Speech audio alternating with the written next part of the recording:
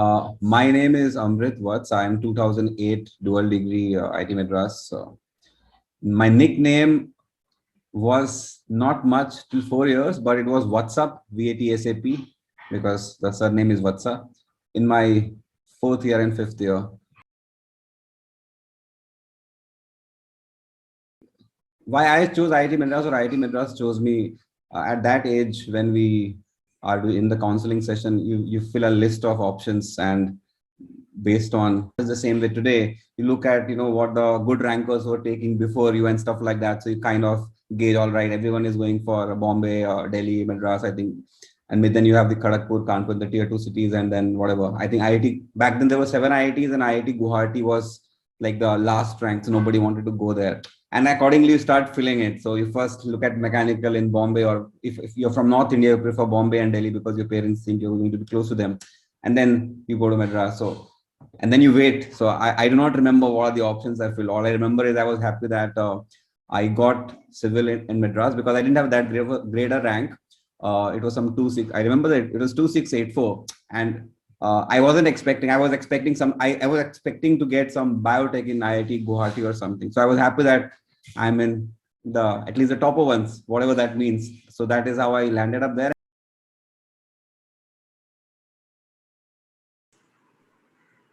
So the favorite spots in IIT Madras kept on changing because in my first year in 2003, half of the freshers were in Surrey hostel, and we would not venture to so much towards the main Gurunath, the other hostel zone, because all the seniors lived there. So the favorite spot for the first year was something called a mini Gurunath, right opposite Sharavati hostel, because if you could hang out there, and the mess was the Himalaya was the not Himalaya, I forgot the name of that, whatever that Tiffany's was the mess. So that was the favorite spot because every other spot was a little dangerous for us in the first year. And then I moved to Narmada hostel in second year till my fifth year. So the favorite spot obviously became the other Gurunath, which was right in front of the hostel. And then in third, fourth year, when library became a good spot at one point of time when some of us wanted to study seriously, but didn't do much because of the AC. And for the same reason, because of AC, I think the DCF also became a good spot to just go and study there. And once the CCD came in my fifth year or fourth year, because it was something new, and I also started getting stipend, so I had money to splurge on this new CCD. So that became a favorite spot because there was something. There was a bookstore before that. I forgot, but there was no CCD, and I think the bookstore that shifted up. So the favorite spots kept on changing year after year. Awesome. So just after, so did you get a campus placement, or how did you start your work? In my fourth year, I did an internship via campus, and it was PricewaterhouseCoopers. I did internship in Bangalore, and then I got a pre-placement offer, like 4 or 5 of my friends. So most of us went for it. One guy ditched that offer because he wanted to do MS, so he went abroad. Today he's a professor. And some of them are still with PwC for whatever. Some of them left the job and came back, but I think there are at least 3 people other than me who still are in the same company, although they have all left and come back. Okay, so how was your professional journey? So what happened?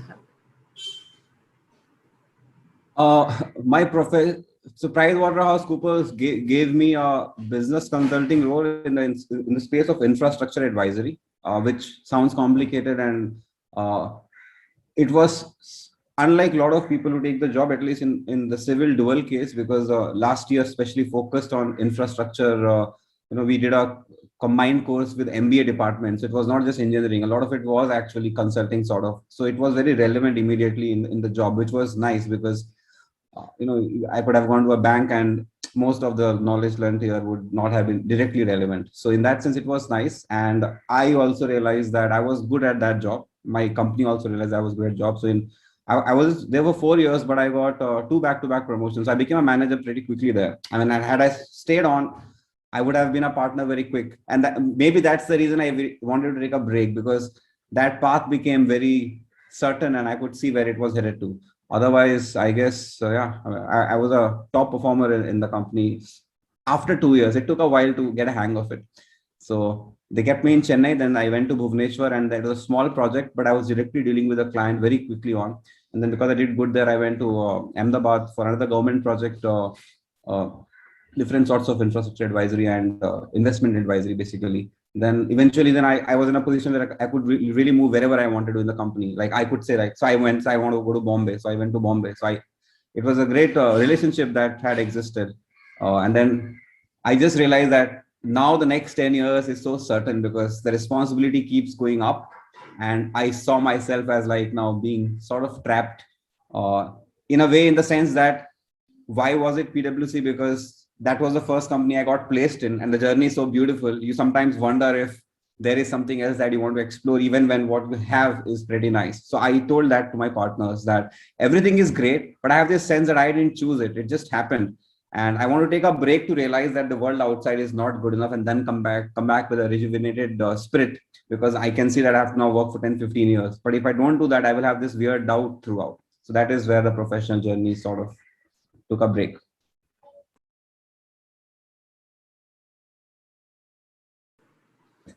So presently, I am a corporate filmmaker and a non-profit filmmaker, and I'm also a photographer. And I have been this for 7, 8 years now. When I took a break, when I decided to take a break, so it's not like I took a break one day. I knew that I have to take a break, and it took 1, 2 years to figure out what to do in that break. Because if I just take a break and don't do anything, it will be a little odd.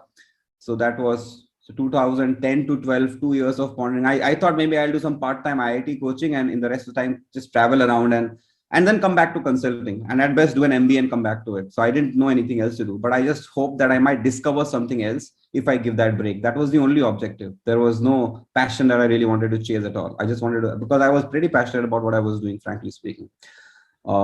So one friend suggested that I could try photography. Wedding photography was picking up then, and he said it fits your bill. You do some job, some money, not free totally, and yet enough to keep traveling and keep meeting people, and maybe you will stumble upon something.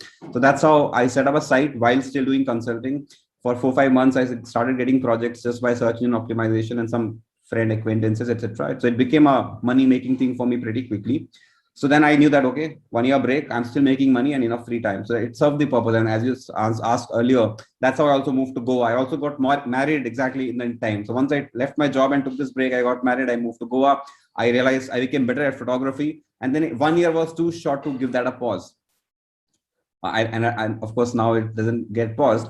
So also then I still do wedding photography a bit, but that has become very less because I have a little bit evolved from that. And now primarily I help startups and non-profits in their, and like IIT Madras also, in their communication strategy. So it's like a bit of my consulting understanding and the creative part sort of fit together in what I do. Right. So because I learned all of this in 2013, 14. So back, we already had low attention span for most people. So because I didn't have a proper knowledge, I did not know how to make anything long or a long format.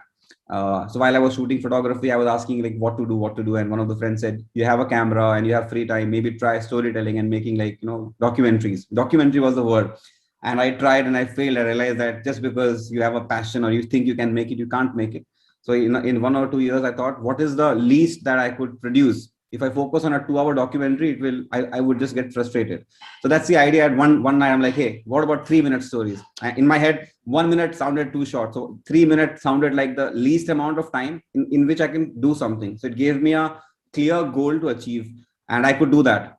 I had been, roaming around with the guys and shooting something and nothing came out of it. Once I said 3 minutes, I could focus what I wanted to produce. Now that was a passion project. Once I did one, that video was about why some guys still shoot with film cameras when we have digital technology. This is 2013 or 14.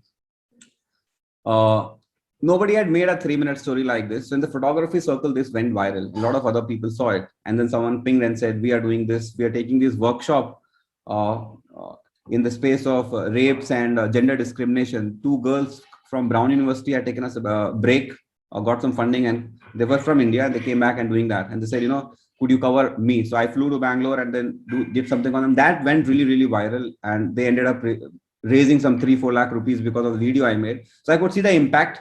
And I could see that even with a little bit of craft, I could do so much. So then the brand 3-minute stories basically stuck because people wanted something that they were doing to be conveyed in a way that it reaches out to more people. Sometimes it works, sometimes it doesn't work, but I give it the best shot.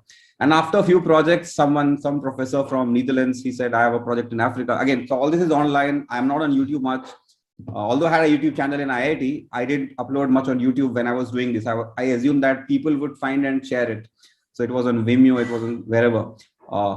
So bunch of stories, because not many people were doing such stuff back then. Now I know we have content, we have Netflix. This was a phase where YouTube still had very random videos and songs and stuff, but there were this long format documentaries. So this was a sweet spot which accidentally started giving me paid assignments. And it has continued so far. So now I struggle sometimes to do a free assignment for the sake of it, because, you know, it's one of those things. But I try to balance it out. Amongst the story which touched me, I remember this story where a blind guy cycled from Khardungla to Manali. Nobody had, so I mean, how does a blind person cycle? And of course, when I was thinking about this story, like, what's going to happen? So I did shoot it. So the way you cycle is you have a tandem cycle. So you have to find a partner who can see, and that partner sits in the front. But yet when you're riding up the slope, you have to practice together because one person can't pull anyone. So although you are blind, you have to sort of, the pedaling effort is equal. And it also hurts you more in the bum when you sit behind. Plus you can't see, because when we are cycling, we sometimes know, but when you can't see, your body is never prepared. So it hurts. I would say 1.5x more. But it was a nice story. I mean, it's not hardcore adventure where you could die, but you could always give up. You could always say, you know, it's just too much, because it takes 7 days to do that cycling thing. And you have to sometimes take oxygen and stuff like that. So I shot that whole thing, and that also won some adventure prize or something like that. So there are a bunch of stories, and all of these are free stories. Mostly the good ones that I remember are the ones which were basically, this is a great story. In fact, once I got involved in the disability community, I did something on India's first blind football team.